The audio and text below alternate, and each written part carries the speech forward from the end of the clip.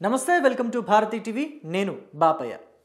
తోపుదుర్తి ప్రకాష్ రెడ్డి మామూలుగా ఇలా చెప్తే కొంతమందికి తెలుస్తుంది, కానీ ఎన్నికల్లో ఓడిపోతే పరిటాల సునీత మీద రాఫ్తాడు నియోజకవర్గంలో నేను ఓడిపోతే సగం మేసం తీయించుకుంటా, పరిటాలోళ్ళు గెలవరు అని చెప్పేసి ఒక టీవీ ఇంటర్వ్యూలో, ఒక ప్రముఖ యూట్యూబ్ ఛానల్ ఇంటర్వ్యూలో బల్ల గుద్ది మరీ చెప్పిన నాయకుడు తోపుదుర్తి ప్రకాష్ రెడ్డి. అసలు మామూలుగా తోపుదుర్తి ప్రకాష్ రెడ్డి గురించి ఇప్పుడు చెప్పుకోవాల్సిన అవసరం ఏమొచ్చింది అంటే, ఆయన తోపుదుర్తి ప్రకాష్ రెడ్డి పరిపాలనలో తోపు కాదు, దోచుకోవటంలో తోపు, దాచుకోవటంలో తోపు అని చెప్పేసి రాఫ్తాడులోని జనమే అంటున్నారు. ఎందుకు అలా అంటున్నారు? కేవలం రాఫ్తాడులో జనమే అంటున్నారా, లేకపోతే గుంటూరు కృష్ణా జిల్లాలో జనం కూడా అంటున్నారా? అలాగే జగన్మోహన్ రెడ్డి వాళ్ళ పార్టీ అధినేత జగన్మోహన్ రెడ్డి సొంత నియోజకవర్గం పులివెందుల జనం కూడా తోపుదుర్తి ప్రకాష్ రెడ్డి దోచుకోవటంలో దాచుకోవటంలో తోపు అని అంటున్నారా అంటే నిజమే, కొంతమంది అంటున్నారు. బాధపడుతున్న వాళ్ళు అంటున్నారు, ఇల్లు కట్టిస్తాను అని చెప్పేసి ఎగ్గొట్టాడు తోపుదుర్తి ప్రకాష్ రెడ్డి, డబ్బులు దండుకొని గవర్నమెంట్ దగ్గర నుంచి దాచుకున్నాడు తోపుదుర్తి ప్రకాష్ రెడ్డి, ఆయన తోపు, ఆ విషయంలో మేము బాధపడుతున్నాం ఇల్లు లేక అని చెప్పేసి లబ్ధిదారులు బాధితులుగా మారి బాధపడుతున్నారు ఇప్పుడు. సో అసలు ఏం జరిగింది అని అంటే గనక మనకి ఒక విషయం జ్ఞాపకం చేసుకుంటే, వైఎస్ జగన్మోహన్ రెడ్డి అంటే 2019 నుంచి 2024 మధ్య ఆయన ముఖ్యమంత్రిగా పనిచేశారు కదా. ఆయన ముఖ్యమంత్రిగా పనిచేసిన కాలంలో సెంటు భూమిలో ఇల్లు కట్టుకోవచ్చు, సెంటు భూమి ఇస్తాను, సో కొన్ని లక్షల మందికి మేము ఇల్లు కట్టిస్తామని చెప్పేసి చెప్పున్నారు కదా. ఆ క్రమంలోనే తోపుదుర్తి ప్రకాష్ రెడ్డి రాక్రీట్ అనే కంపెనీ ఒకటి ఉంది ఆయనకి.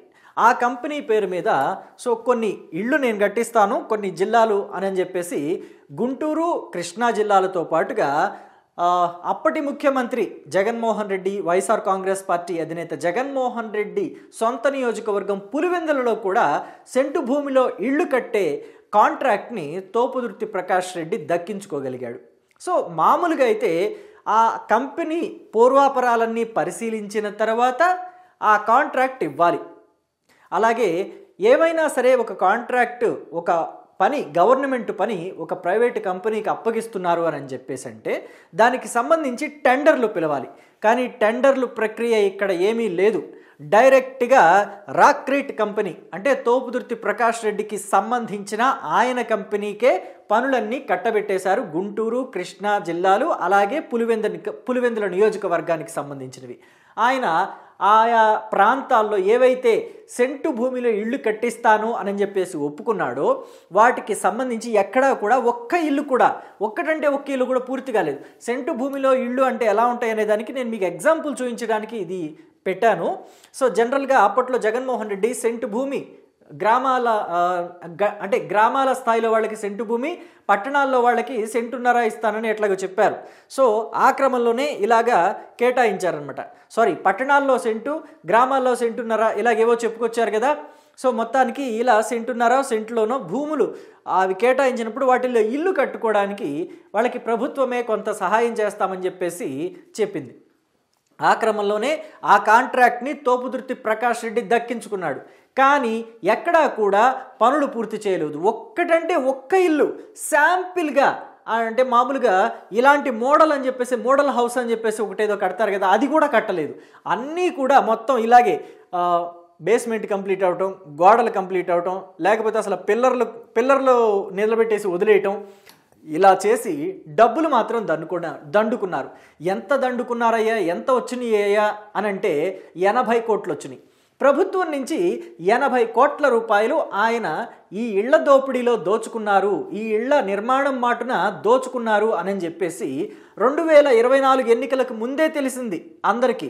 సో 2024 ఎన్నికలు అయిపోయిన తర్వాత ఒకవేళ వైఎస్ఆర్ కాంగ్రెస్ పార్టీ వస్తే అధికారంలోకి ఏం చేయగలిగే వాళ్ళేం కాదేమో, కానీ కూటమి సర్కారు వచ్చినా ఏం చేయటం లేదు. ఇదే ఆశ్చర్యం. సో ఆయన మొత్తం మీద 80 కోట్లు ఈ రాక్రీట్ కంపెనీ నుంచే దోచుకున్నారు అని చెప్పేసి ఇన్ఫర్మేషన్ ప్రూవ్ అయింది. అంటే విజిలెన్స్ ఎంక్వైరీ కూడా జరిగింది. ఆయన అవినీతికి పాల్పడ్డారు. ఆయన ఇళ్ళు కట్టకుండానే టెండర్లకి వ్యతిరేకంగా, టెండర్లు ఫాలో అవ్వాల్సిన రూల్స్ అండ్ రెగ్యులేషన్స్కి వ్యతిరేకంగా ఆయనకి టెండర్లు కట్టబెట్టారు, కాంట్రాక్ట్ కట్టబెట్టారు అని చెప్పేసి ప్రూవ్ అయింది. ఆయన దోచుకున్నారనేది కూడా ప్రూవ్ అయింది. కానీ ఇంతవరకు ప్రభుత్వం ఎటువంటి చర్యలకు కూడా ఉపక్రమించలేదు. ఎలాంటి వ్యక్తి ఈ తోపుదుర్తి ప్రకాష్ రెడ్డి అంటే, ఈయన సోదరుడు ఏకంగా మాజీ ముఖ్యమంత్రిగా ఉన్న చంద్రబాబు నాయుడిని, అప్పట్లో 2019 నుంచి 24 వరకు మరి మాజీ ముఖ్యమంత్రే కదా, అప్పట్లో మాజీ ముఖ్యమంత్రిగా ఉన్న చంద్రబాబు నాయుడిని చంపేస్తాను అన్నట్టుగా, అంటే ఒకప్పుడు రాజశేఖర్ రెడ్డి కనుక పర్మిషన్ ఇచ్చుంటే అప్పుడే లేపేసేవాళ్ళం, ఆయన ఇంట్లోకి దూరి చంపేసేవాళ్ళం చంద్రబాబుని అని వివాదాస్పదమైన వ్యాఖ్యలు చేశాడు. వాటిని ఈయన సమర్థించుకొచ్చాడు. మా తల్లిని పరిటాల రవి అనుచరుడు జగ్గు అనే వ్యక్తి తిట్టేసరికి మాకు కోపం వచ్చి తిట్టాము అని చెప్పేసి, ఎక్కడ తిట్టాడు, ఎప్పుడు తిట్టాడు, ఏంటి అనేది ఎక్కడా కూడా ఆధారాలు లేవు. ఆధారాలు ఆయన చూపించలా. మరి ఈయన తమ్ముడో అన్నయ్య ఉన్నాడు చంద్రశేఖర్ రెడ్డి, తోపుదుర్తి చంద్రశేఖర్ రెడ్డి, ఈయన తోపుదుర్తి ప్రకాష్ రెడ్డి. మరి చంద్రశేఖర్ రెడ్డి కానీ ప్రకాష్ రెడ్డి కానీ ఇద్దరూ చూపించలేదు. కానీ తిట్టారు అని చెప్పేసి దానికి చంద్రబాబు నాయుడిని హత్య చేసేవాళ్ళం, సో ఆయన బ్రతికిపోయాడు, రాజశేఖర్ రెడ్డి అవకాశం ఇవ్వలేదు కాబట్టి అని చెప్పేసి వివాదాస్పదమైన వ్యాఖ్యలు చేశారు. ఇంకా హాస్యాస్పదం ఏంటో తెలుసా, 2019కి ముందు వీళ్ళు ఒక్క ఎలక్షన్ కూడా గెలవలేకపోయారు. మనకి తెలంగాణలో మీకు గుర్తుండే ఉంటుంది, పాడి కౌశిక్ రెడ్డి అని చెప్పేసి ఒక నాయకుడు, బీఆర్ఎస్ పార్టీ నేత, ఆయన మమ్మల్ని కానీ గెలిపించకపోతే ఫ్యామిలీ అంతా సూసైడ్ చేసుకుంటాం అని చెప్పేసి ఫ్యామిలీ అంతా కూర్చొని ఒక సెల్ఫీ వీడియో తీసి రిలీజ్ చేసి ప్రజల్ని ఓట్లు అడిగినట్టుగా ఈ తోపుదుర్తి ప్రకాష్ రెడ్డి కూడా రాఫ్తాడు నియోజకవర్గంలో ప్రతి ఇంటికి తిరిగి, మీరు నన్ను గెలిపించకపోతే ఆస్తులన్నీ అమ్ముకొని నేను రోడ్డును పడాల్సి వస్తుంది, నా దగ్గరికి ఆస్తిపాస్తులు కూడా ఏం మిగలలేదు, ఎలక్షన్ చేయడానికి భవిష్యత్తులో నా దగ్గర ఏమి చిల్లిగవ్వ కూడా లేదు, ఇదే లాస్ట్ ఎలక్షన్, మీరు నన్ను గెలిపించాలి అని చెప్పి ప్రాధేయపడి బ్రతిమలాడితే రాఫ్తాడు నియోజకవర్గ ప్రజలు తోపుదుర్తి ప్రకాష్ రెడ్డిని గెలిపించారు.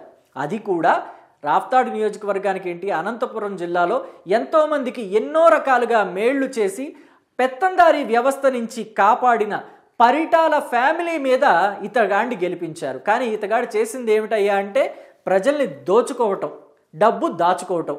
ఈ ఒక్క విషయంలోనే తోపుదుర్తి ప్రకాష్ రెడ్డి తోపు అని ప్రూవ్ చేసుకున్నాడు. అటు చంద్రబాబు నాయుడిని అంతలేసి మాటలన్న తోపుదుర్తి ఫ్యామిలీ మీద ఇంతవరకు చర్యలు లేవు. అలాగే దాచుకున్నారు అని తేలినప్పటికీ కూడా ఇంతవరకు కూడా ఎటువంటి చర్యలకి ప్రభుత్వం ఉపక్రమించకపోవటం అనేది క్యాడర్లో, అంటే ముఖ్యంగా రాఫ్తాడు నియోజకవర్గంలోని తెలుగుదేశం పార్టీ క్యాడర్లో ఆవేశం రగిలిపోతోంది. ప్రభుత్వం ఎప్పుడు చర్యలు తీసుకుంటుంది ఇలాంటి వాళ్ళ మీద అంటే, ఆయన దాచుకున్న సొమ్ము రాక్రేట్ కంపెనీ నుంచే సుమారుగా 80 కోట్లు అని చెప్పేసి అధికారికంగా తేలింది. ఇంకా అనధికారికంగా తేలాల్సింది ఎన్ని వందల కోట్లు ఉంటుంది. ఆయన దందాలు, ఆయన పంచాయతీల కింద ఇంకా ఎన్ని వేల కోట్లు దోచుకున్నారు, ఇవన్నీ కూడా బయటికి తీయాలి ప్రభుత్వం అని చెప్పేసి రాఫ్తాడు నియోజకవర్గంలోని తెలుగుదేశం పార్టీ క్యాడర్ అంతా కూడా అసహనంతో రగిలిపోతుంది. ఒకవేళ ప్రభుత్వం కనుక ఇప్పటికీ కూడా కళ్ళు తెరిచి తోపుదుర్తి ప్రకాష్ రెడ్డి పైన ఉన్న ఆరోపణల మీద విచారణ జరిపి ఆయన మీద ఇప్పటికే తేలి ఉన్న కేసుల విషయంలో చర్యలు తీసుకోకపోతే, ఆయన గతంలో ప్రభుత్వం దగ్గర నుంచి అప్పనంగా, అంటే ప్రజల సొమ్ముని ప్రభుత్వం ద్వారా అప్పనంగా దోచుకున్న డబ్బుతోటే ఇప్పటి కూటమి సర్కారు మీద కుట్రలు చేసే అవకాశం ఉంటుంది. అప్పటి వరకు మరి అలాగే కళ్ళు మూసుకొని చూస్తూ ఉంటుందా కూటమి సర్కారు అని చెప్పేసి అసహనంతో కడుపు రగిలిపోయి మాట్లాడుతున్నారు తెలుగుదేశం పార్టీ కార్యకర్తలు. మరి తెలుగుదేశం పార్టీ కార్యకర్తలకి, రాఫ్తాడు నియోజకవర్గంలోని తెలుగుదేశం పార్టీ కార్యకర్తలకి కూటమి సర్కారు ఎలా సర్ది చెప్తుంది అన్నది చూడాలి. మరి సర్ది చెప్పి ఊరుకోబెడుతుందా, లేకపోతే తోపుదుర్తి ప్రకాష్ రెడ్డి మీద చర్యలు తీసుకుంటుందా అనేది కూడా వేచి చూడాలి. ఇంకొక చిత్రమైన విషయం ఏంటంటే, ఈయన ఇళ్ళు కట్టిస్తాను అని చెప్పేసి కాంట్రాక్ట్ తీసుకున్నారు కదా, టెండర్ల రూల్స్ రెగ్యులేషన్స్ని తొంగలో తొక్కి ఈయనకు ఆ కాంట్రాక్ట్ కట్టబెట్టారు కదా. అసలు పనులన్నీ పూర్తవ్వకుండానే ఇళ్లకు సంబంధించిన డబ్బులు ఈయన బ్యాంక్ అకౌంట్లోకి, అంటే వీళ్ళ కంపెనీ అకౌంట్లోకి ఎలా వచ్చాయి అనే కదా మీ ఉద్దేశం. మీకు ఆ అనుమానం వచ్చి ఉండాలి, నాకు కూడా వచ్చింది. నేను చెక్ చేస్తే తెలిసింది ఏంటంటే, ఈయనకి ఒక ప్రైవేటు బ్యాంక్ నుంచి ఈయన కంపెనీ అకౌంట్కి డబ్బులు వచ్చేలాగా ఒక ఉన్నత స్థాయి నుంచి రికమెండేషన్స్ జరిగాయట. సో అందుకనే ఆ ప్రైవేట్ బ్యాంక్ నుంచి డబ్బులు ఈయన అకౌంట్లోకి, అంటే ఈయన కంపెనీ రాక్రీట్ కంపెనీ అకౌంట్లోకి వచ్చి పడ్డాయి. సో ఇలా ఉంటుంది జగనన్నని మెప్పిస్తే. ఎందుకంటే తోపుదుర్తి ప్రకాష్ రెడ్డి రాఫ్తాడు నియోజకవర్గంలో గెలవటమే ఒక ఎత్తు అయితే, ఎప్పటికప్పుడు పరిటాల ఫ్యామిలీ మీద ఒంటికాలు మీద వెళ్ళటం జగన్మోహన్ రెడ్డికి అత్యంత సంతృప్తినిచ్చే అంశంగా వైఎస్ఆర్ కాంగ్రెస్ పార్టీలో వాళ్ళు కూడా చెప్పుకుంటారు. సో అందుకనే ఎక్కడికక్కడ తోపుదుర్తి ప్రకాష్ రెడ్డికి బలాన్ని చేకూర్చే విధంగా భవిష్యత్తులో కూడా ఎలక్షన్ చేసుకోవడానికి, అంటే ఆయనకి బలం వచ్చేలాగా, అంటే ఆర్థిక బలం వచ్చేలాగా గత ప్రభుత్వం హెల్ప్ చేసింది అని చెప్పేసి మనం అర్థం చేసుకోవచ్చు. అయితే గత ప్రభుత్వం అంటే వైఎస్ఆర్ కాంగ్రెస్ పార్టీ ప్రభుత్వం, జగన్మోహన్ రెడ్డి ముఖ్యమంత్రిగా ఉన్నారు. ఆయన పార్టీలోని వైఎస్ఆర్ కాంగ్రెస్ పార్టీ నుంచి రాఫ్తాడు నియోజకవర్గంలో ఎమ్మెల్యేగా తోపుదుర్తి ప్రకాష్ రెడ్డి గెలిచారు కాబట్టి ఆయన హెల్ప్ చేశారనుకోవచ్చు. మరి కూటమి సర్కారు ఇప్పుడు ఏం చేస్తోంది అంటున్నారు రాఫ్తాడు నియోజకవర్గంలోని తెలుగుదేశం పార్టీ కార్యకర్తలు.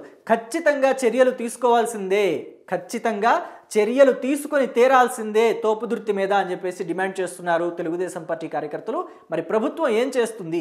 నిజంగానే అక్రమాలు జరిగాయని విజిలెన్స్ ఇన్వెస్టిగేషన్లో తేలినప్పటికీ, విచారణలో తేలినప్పటికీ ఎందుకు మేరమేషాలు లెక్కబెడుతుంది అనే విషయాల మీద ప్రభుత్వం ఎలా స్పందిస్తుంది ఏంటి అనేది చూద్దాం, వేచి చూద్దాం. Thank you.